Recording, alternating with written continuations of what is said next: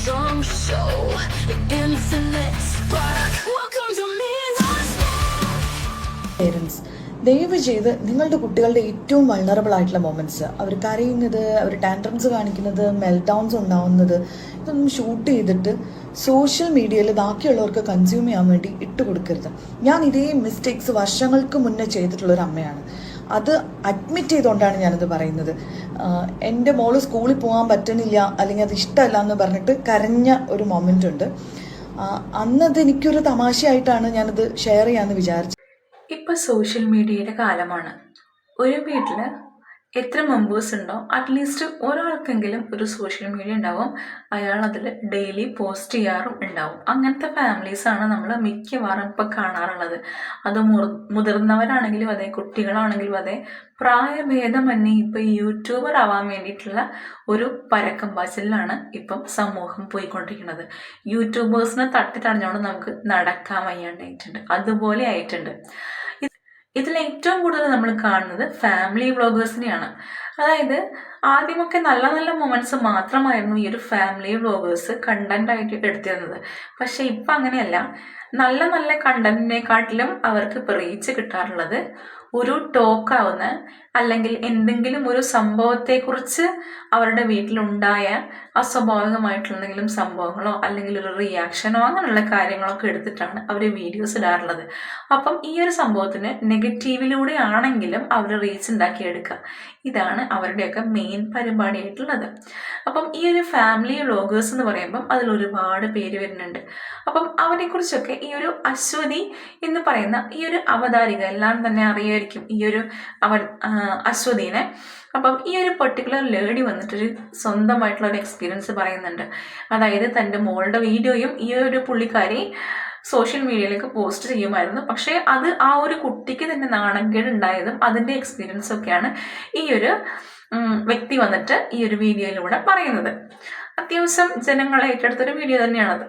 ഇവരിതിൽ പറയുന്ന കാര്യവും സത്യമായിട്ടുള്ള കാര്യം തന്നെയാണ്. അതായത് നമ്മുടെ കുട്ടികൾ വളർന്നു വരുമ്പം ആ ഒരു കുട്ടി ജനിക്കുമ്പം ആ ഒരു കുട്ടി പെർഫെക്ഷനോട് കൂടി ആയിരിക്കില്ല ജനിക്കുക, അല്ലേ? ആ ഒരു കുട്ടീൻ്റെ വളർച്ചയിൽ അവൻ എന്തൊക്കെയാണോ കാണുന്നത്, അവൻ എന്തൊക്കെയാണോ അറിയുന്നത്, എന്തൊക്കെയാണോ പഠിക്കുന്നത്, അതിലൂടെയാണ് അവൻ്റെ ഒരു സോഷ്യൽ ബിഹേവിയറും ക്യാരക്ടറും ഒക്കെ അതായത് ഉണ്ടായി വരുന്നത്, രൂപപ്പെട്ടു വരുന്നത്. അപ്പം ഇതിനിടയിൽ ഈ ഒരു കുട്ടി ഒരുപാട് മിസ്റ്റേക്കുകൾ ചെയ്യും, ഒരുപാട് കാര്യങ്ങൾ ചെയ്യും. അങ്ങനെയല്ലേ? നമ്മളൊന്ന് നടക്കാൻ പഠിക്കണമെങ്കിൽ എത്ര വട്ടം നമ്മൾ വീഴും, അല്ലേ? അതുപോലെ സ്വന്തമായിട്ടുള്ളൊരു ക്യാരക്ടറൊക്കെ ഉണ്ടായിട്ട് സമൂഹത്തെ ഒരു കുട്ടി തിരിച്ചറിയാനായിട്ട് ഒരുപാട് വർഷങ്ങൾ പിടിക്കും. അപ്പം ഒന്നും അറിയാത്ത ഈ ഒരു പ്രായത്തിൽ ഈ ഒരു കുട്ടി കാണിക്കുന്ന ചാബല്യങ്ങളും കാര്യങ്ങളും എല്ലാം കൂടി വീഡിയോ ആക്കി എടുത്ത് പബ്ലിക്കലി പോസ്റ്റ് ചെയ്യുന്ന പേരൻസ്, അല്ലെ? അവരെത്രമാത്രം ഒരു എന്താ പറയാ ക്രൂരമായിട്ടുള്ള കാര്യമാണ് ആ ഒരു കുട്ടീനോട് കാണിക്കുന്നത്. നല്ല നല്ല മൊമെന്റ്സ് മാത്രം ക്യാപ്ചർ ചെയ്തിട്ട് ഫാമിലി വ്ളോഗ് ചെയ്യുന്ന ആൾക്കാരുണ്ട്. ഇപ്പൊ പേളി മണി എന്ന് പറയുകയാണെങ്കിൽ 2 കുട്ടികളെ കൊണ്ടാണ് അവർ ഫാമിലി വ്ളോഗ് ചെയ്യാറുള്ളത്. പക്ഷെ ആ ഒരു വീഡിയോയിൽ എവിടെയും നമുക്ക് ഒരു നെഗറ്റീവ് പോലും, അവരുടെ ലൈഫിലുള്ള ഒരു നെഗറ്റീവോ ഇനി ആ കുട്ടികളെ ബേസ് ചെയ്തിട്ട് അവർ കരയുന്നത് പോലും നമ്മൾ ആ വീഡിയോയിൽ കാണാൻ പറ്റില്ല. അതുപോലെ സൂക്ഷിച്ച് നല്ല രീതിയിൽ അവരുടെ നല്ലതായിട്ടുള്ള സന്തോഷകരമായിട്ടുള്ള മൊമെന്റ്സ് മാത്രമാണ് പേളി മാണി ഇതിൽ പകർത്തി നമുക്ക് പബ്ലിക്കലി പോസ്റ്റ് ചെയ്ത് കാണാനായിട്ട് തരാറുള്ളത്. പക്ഷെ ഇപ്പം ഉള്ള ഫാമിലി വ്ളോഗേഴ്സ് അങ്ങനെയല്ല. ഇപ്പം എന്തൊക്കെ കുഴപ്പമുണ്ടെങ്കിലും കുഴപ്പമില്ല, എനിക്ക് റീച്ച് മതി, അങ്ങനെയുള്ള നിലപാടിലാണ് ഇന്നത്തെ സമൂഹത്തിലുള്ള ബ്ലോഗേഴ്സ്. അതുകൊണ്ട് തന്നെ ഒരു കുട്ടി ഇപ്പം ശാഠ്യം പിടിച്ച് കരയാണ്, അല്ലെങ്കിൽ അവൻ എന്തെങ്കിലും തെറ്റ് പറ്റിയിട്ട് അതിൻ്റെ ഒരു കാര്യത്തിൽ കരയാണ്, എന്തൊക്കെയാണെങ്കിലും കുഴപ്പമില്ല, നെഗറ്റീവ് ഇമോഷൻ ആണെങ്കിലും കുഴപ്പമില്ല, പോസിറ്റീവ് ആണെങ്കിലും കുഴപ്പമില്ല, ഇത് ജനങ്ങൾ എങ്ങനെ എടുക്കും എന്നുള്ള ഒരു ചിന്തയോ കാര്യങ്ങളോ ഒന്നുമില്ലാതെ പേരൻസ് എന്ത് തന്നെ ആയിക്കോട്ടെ, ഒരു എന്താ പറയുക, പേരൻസിൻ്റെതായിട്ടുള്ള യാതൊരു വികാരങ്ങളും ഇല്ലാതെ അവരുടെ സ്വന്തം കുട്ടി മുന്നിൽ കാണിക്കുന്ന എന്ത് കാര്യമാണോ ഉള്ളത്, ഇനി കരച്ചിലായിക്കോട്ടെ, ദേഷ്യമായിക്കോട്ടെ, എന്താണെങ്കിലും അത് അവരുടെ മൊബൈലിലെ ക്യാമറ കണ്ണുകളിലൂടെ ഒപ്പിയിട്ട് പബ്ലിക്കലി പോസ്റ്റ് ചെയ്യാൻ ഇവർക്ക് യാതൊരു മടിയില്ല. അതിലൂടെ റീച്ച് ഉണ്ടാക്കിയെടുക്കുക. ഇത് മാത്രമാണ് ഇപ്പം ഈ ഒരു ഫാമിലി വ്ളോഗേഴ്സിലെ പേരൻസിൻ്റെ ഒരു ചിന്ത.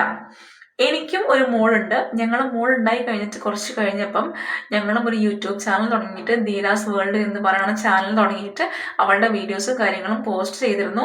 പക്ഷെ ഒരു പെർട്ടിക്കുലർ പോയിന്റ് ആയപ്പം ഞങ്ങൾക്ക് തന്നെ തോന്നി, എന്തിനാണ് ഇപ്പം നമ്മൾ ഈ ഒരു കുട്ടി കളിക്കുന്നതും കുട്ടി നടക്കുന്നത് ഓരോരോ കാര്യങ്ങൾ കാണിക്കുന്നത്, എന്തിനാണ് നമ്മൾ പോസ്റ്റ് ചെയ്യുന്നത്, പബ്ലിക്കലി പോസ്റ്റ് ചെയ്യുന്നത്? അവൾക്ക് ഇഷ്ടമുണ്ടെങ്കിൽ അവൾ പിന്നീട് അവളുടെ അറിവുള്ള പ്രായത്തിൽ ക്യാമറയ്ക്ക് മുമ്പിൽ വരട്ടെ, അതല്ലേ ഏറ്റവും നല്ലത് എന്ന് വിചാരിച്ചിട്ട് ഞങ്ങൾ ആ ഒരു ചാനലിലെ പോസ്റ്റുകളൊക്കെ നിർത്തിയിട്ടുണ്ടായിരുന്നു. ഇപ്പോഴും നിങ്ങൾക്ക് ധീരാസ് വേൾഡ് എന്ന് പറഞ്ഞ് അടിച്ചു കൊടുത്തിട്ടുണ്ടെങ്കിൽ ഒരു യൂട്യൂബ് ചാനൽ നിങ്ങളുടെ മുമ്പിൽ എത്തും. ഒരു ചെറിയ സബ്സ്ക്രൈബേഴ്സും കാര്യങ്ങളൊക്കെ ഉള്ള യൂട്യൂബ് ചാനലെത്തും. അതുകൊണ്ട് തന്നെ അങ്ങനെയുള്ളൊരു മിസ്റ്റേക്ക് ഞങ്ങളും ചെയ്തിട്ടുണ്ട്. പക്ഷെ ഇപ്പം അങ്ങനെയല്ല. ഇപ്പം ഞാൻ ലൈവ് സ്ട്രീമും കാര്യങ്ങളൊക്കെ ചെയ്യുന്ന ഒരാളാണ്. എനിക്കൊരു യൂട്യൂബ് ചാനലുണ്ട്, എൻ്റെ ഹസ്ബൻഡിനും ഒരു യൂട്യൂബ് ചാനലുണ്ട്. പക്ഷെ ഞങ്ങൾ ലൈവ് സ്ട്രീം ചെയ്യുന്നുണ്ടെങ്കിൽ കൂടി ഇടയ്ക്ക് മോള് ഒന്ന് തല കാണിക്കും എന്നല്ലാതെ മോളെ മുഴുവനായിട്ട് വെച്ചിട്ട് ഞങ്ങൾ ഒരു വീഡിയോയും കാര്യങ്ങളൊന്നും ചെയ്യാറില്ല. ചില ഷോർട്സിലൊക്കെ അവള് നിർബന്ധം പറയുമ്പം മാത്രം കൊണ്ടുവരാറുണ്ട്, അല്ലാതെ ഷോർട്സിലും ഞാനങ്ങനെ കൊണ്ടുവരാറൊന്നുമില്ല. അപ്പം അത് ഞാൻ വിചാരിച്ചിരിക്കുന്നത്, അവൾക്ക് അവളുടേതായ എന്തെങ്കിലും കഴിവുകളുണ്ട് എന്ന് അവൾ തിരിച്ചറിയുകയും ആ ഒരു കഴിവുകൾ ലോകത്തിന് വേണ്ടി കാണിക്കണം, പബ്ലിക്കലി കാണിക്കണം എന്ന് അവൾ താല്പര്യപ്പെടുക ചെയ്യുന്ന ആ സമയം ഉണ്ടല്ലോ, ആ സമയത്ത് അവൾ പോസ്റ്റ് ചെയ്യട്ടെ, അവൾ വീഡിയോസ് എടുക്കട്ടെ എന്നുള്ള രീതിയിൽ ഞാനത് വിട്ടിരിക്കുകയാണ്. മുമ്പ് ഞാൻ അങ്ങനെ വിചാരിച്ച് വിട്ടതാണ്. ഇപ്പം ഈ ഒരു അശ്വതി എന്ന് പറയുന്ന ഈ ഒരു പെർട്ടിക്കുലർ ലേഡി വന്ന് ഈ കാര്യങ്ങളൊക്കെ പറഞ്ഞപ്പം ഞാൻ എൻ്റെ ലൈഫും കൂടിയാണ്, എൻ്റെ മോളിനെ വെച്ചിട്ടുള്ള എൻ്റെ ലൈഫും കൂടിയാണ് ഞാനൊന്ന് ആലോചിച്ച് നോക്കിയിട്ട് ഈ ഒരു വീഡിയോ ഇട്ടത്.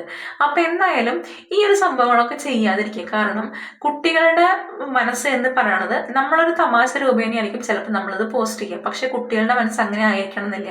അവർ ചിലപ്പം അത് മതി അവരുടെ ഫ്രണ്ട്സിന് മുമ്പിൽ നാലാളിത് കാണുമ്പം അവരോട് എന്തെങ്കിലും ചോദിച്ചിട്ടുണ്ടെങ്കിൽ അവർ വിചാരിക്കും, അയ്യോ ഇത് കാരണം ഞാൻ നാണം കെട്ടല്ലോ, ഇത് കാരണം എനിക്ക് നാണക്കേടായല്ലോ എന്നുള്ള പല കാര്യങ്ങളും ചിലപ്പോൾ ഈ ഒരു കുട്ടിക്ക് തോന്നിയെന്നൊക്കെ വരും. അത് ആ കുട്ടിയുടെ ഇമോഷണലി ആ കുട്ടിയെ ഒരുപാട് അഫക്റ്റ് ചെയ്യാനും മുന്നോട്ടുള്ള ജീവിതം തന്നെ അഫക്റ്റ് ചെയ്യാനും അങ്ങനെയുള്ള കാര്യങ്ങൾ പലതും ഉണ്ടാവാനുള്ള ചാൻസുകളുണ്ട്. സോ നമ്മൾ ഈ ഒരു കുട്ടികളുടെ വീഡിയോസൊക്കെ പോസ്റ്റ് ചെയ്ത് റീച്ച് ഉണ്ടാക്കുക എന്ന് പറയണത് അതൊന്ന് നിങ്ങൾ തന്നെ ഒന്ന് ഇരുത്തി ചിന്തിച്ച് നോക്കൂ.